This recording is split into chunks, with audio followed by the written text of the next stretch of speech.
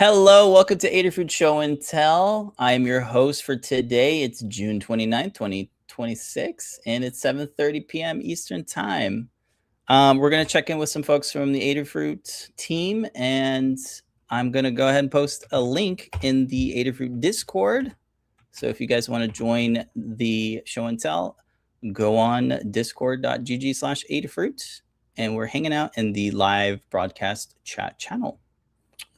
Okay. Let's go ahead and kick it off with Scott. Hello. Hello. Thank you for hosting. No problem. I've got a couple things to show because I think we got the time. So Yes. why don't you show my window first? So this All is right. kind of a preview of Deep Dive. So I stream on Fridays for an hour, Deep Dive. So this is going to be in the weeds, but bear with me. So I've got this board that I will try to hold up even though it's plugged into stuff.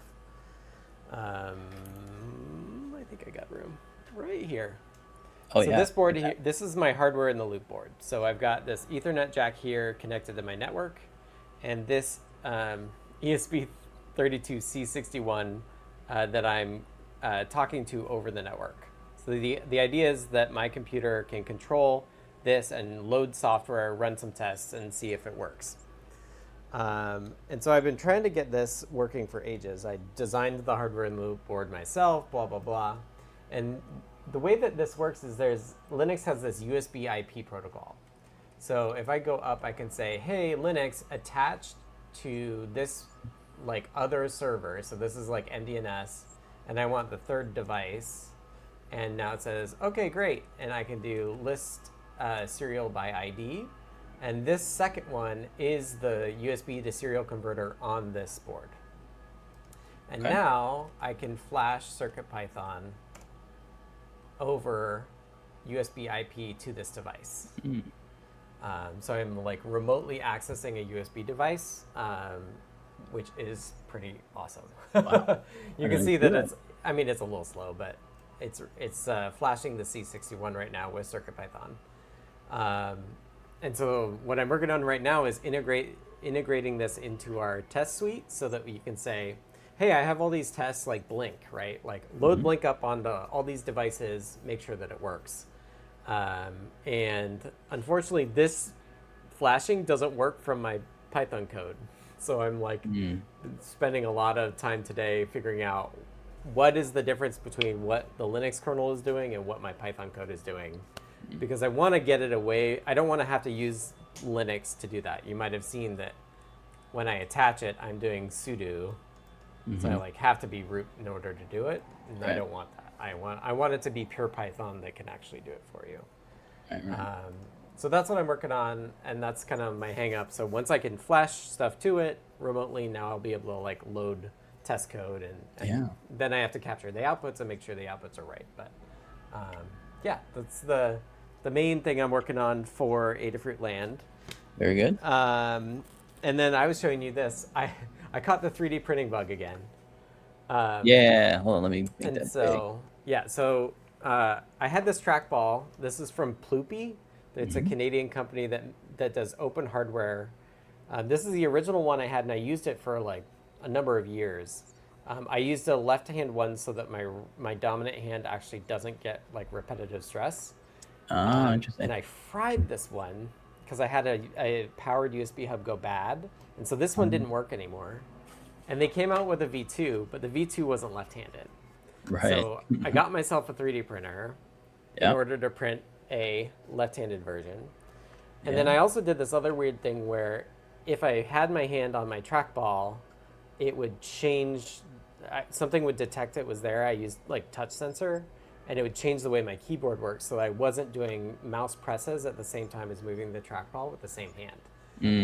So that's why when I printed this off, I sliced it so that I can hang like a STEMMA QT sensor out here and then like print something else for the back to like hold it eventually and like all that sort of stuff. Yeah. And I got this like nebula filament, which I'm pretty excited about. I like purple, so it's a variable purple with a nice glitter to it. Yeah. So. Very Circuit Python Blinka themed. Yeah, So, yeah. love purple. So I'm looking for recommendations for things to print and particular colors or filaments that people like. I just Protopasta is having a sale, and I went on and I got a couple other colors because I was like, I really need a green, like a dark green and a blue and stuff like that. So I've caught the bug.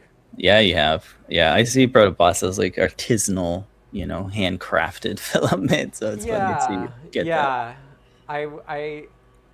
Like I'm coming into this late, so I feel like I was doing it like over a decade ago, and now I'm just like trying to find the things that I like and You'll be surprised how much stuff is already out there and designed. If you have an idea, somebody's probably done it because it's. Well, here's another thing I was thinking. I could print. So I have like this split keyboard, right? Okay. And this is one half of it. And I have a problem where it scooches away from me because I lean on it. Yeah. I was like, I need something to set this in that hooks it to the front edge of my desk so I can't push it away from my desk. And I'm a little skeptical somebody's printed that for my desk and my keyboard, but yeah. So I don't know how many other people there are, but if I was dabbling in 3D modeling, where would I start? Blender is a good one. FreeCAD, those two are open source and easily to download. I myself use Fusion. It's easy to use, but they have this kind of, they have a free trial, and then you have to kind of sign up for their personal license. Right. And it's all in the cloud, which is, I find that okay, but some people might not like their data on the cloud. Right. But those are the three that I would recommend, especially since they all can export step files, which is like the kind of open standard for solid models. Okay. And a lot of the times manufacturers like DigiKey, for example, they'll have step files of components and parts. It was cool.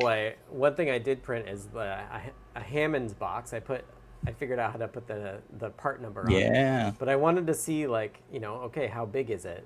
Because I was thinking about doing a USB hub, and I'll like put a circuit board in here, and will it be big enough and that stuff. So I was like, oh, that's cool. And then I did also for the trackball, I actually printed out the 3D model from KiCad to make sure that it fit, which was cool too.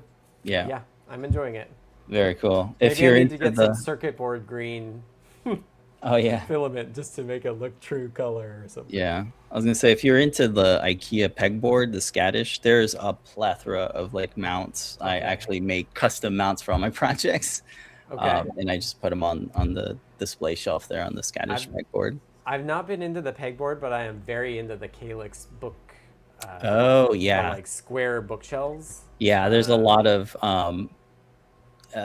Scottish pegboard doors for those. Oh yeah. And it's funny to see people print those and make all sorts of custom, doors and hinges and all sorts of stuff. Yeah, so, interesting. Yeah. Yeah, I have custom cardboard boxes that I put dev kits in. Yeah, because I need a lot of surface area, but not a lot of height.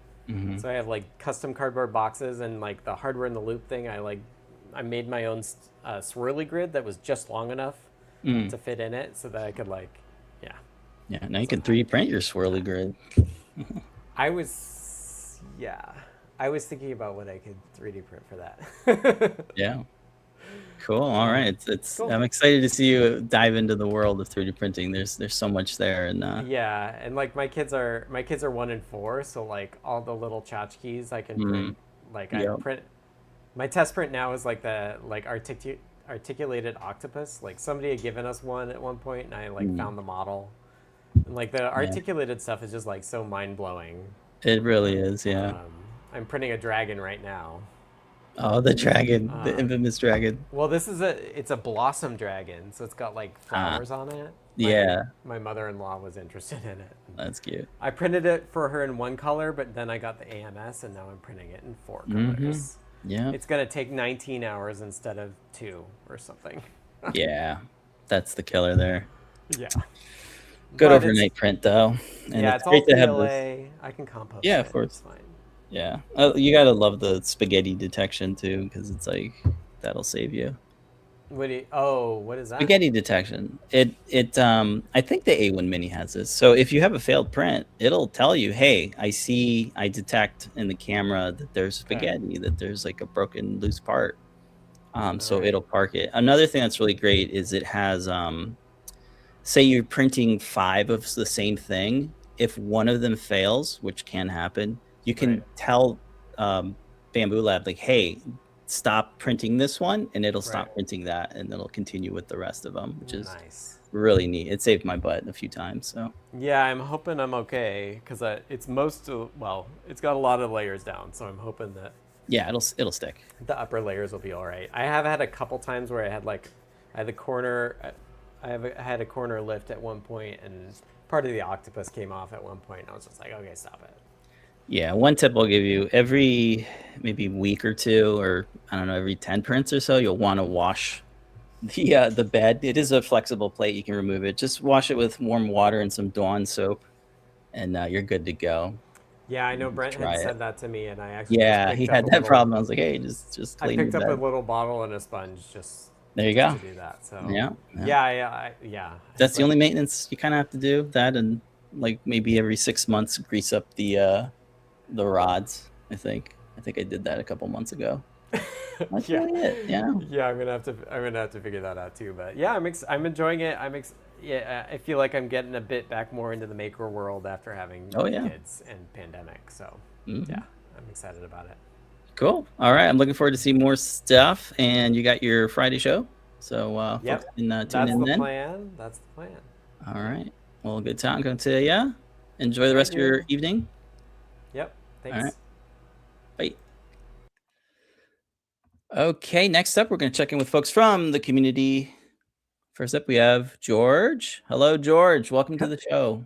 Hello. How are you doing? Doing all right. How are you? Good. Have just a quick tip tonight. I needed to make some wire labels, and although I own a label maker, and you're supposed to be able to put heat shrink tubing into these.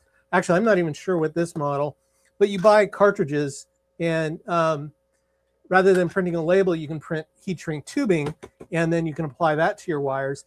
But I never remember to buy the heat shrink tubing, and it's kind of expensive. And if you're just starting out and you don't want to buy one of these, or if you're just doing this every once in a while you need to do a label on a wire. This is a real bomb-proof way to make some wire labels. I'll show you how I do them. The key to it is using heat shrink tubing. So I like to use 3M's. It's an FP301, and it's really good stuff. What you actually start with is some laser labels. So here I just have some Avery. It doesn't really matter what kind of label it is, because you're going to cut it down, and you print your whatever text you want to be on the label, on the wire on the label. And once you have that, you can wrap. You have to carefully cut out the label. Like I said, this is only good if you're doing it every once in a while. Right. You need to cut out the label, and then you can carefully apply it to the wire, kind of like, I don't know what it would be like. You just sort of wrap it around, and then on top of it, you can just apply some heat shrink tubing. It comes in all different sizes. So this is a 1/4 inch. I have some in 1/2 inch, and they even make some gigantic stuff. This is like 2 or 3 inch stuff. So pretty much unlimited what you can wrap with this technique. And what you end up with is some really nice looking labels. And the thing that I really like about these is that I print these on a laser printer, which means that it's plastic on paper. It's not ink on paper. Right. If you did this with an inkjet, if water got underneath there, it might destroy the label. But with a laser printer, you're not going to destroy the label unless you have it in solvents and chemicals and things like that. So this is a real good way to make some really bomb-proof wire labels that will last a lifetime. They'll probably outlast the wire. So it's quick and easy, and you don't have to buy a label printer or remember to stock the silly little label cartridges. Wow. That's a great tip. You know, I've been thinking about making a like a full-scaled arcade cabinet, and having some labels on all those buttons would be real nice. So that's a great tip. Well, yeah, the alternative always seems to be, blue painter's tape and a Sharpie, and that That's just right. doesn't look real professional. No, it doesn't, and it can, painter's tape. It's not as sticky as you want it to be. So No, yeah, cool. Well, that's a really good tip. Thanks for sharing that. sure thing. All right, thanks, George. Have a good evening. All right. All right, that's going to do it for the show and tell. Thank you everybody so much for coming on. And that's going to do it for the show. Thanks, folks.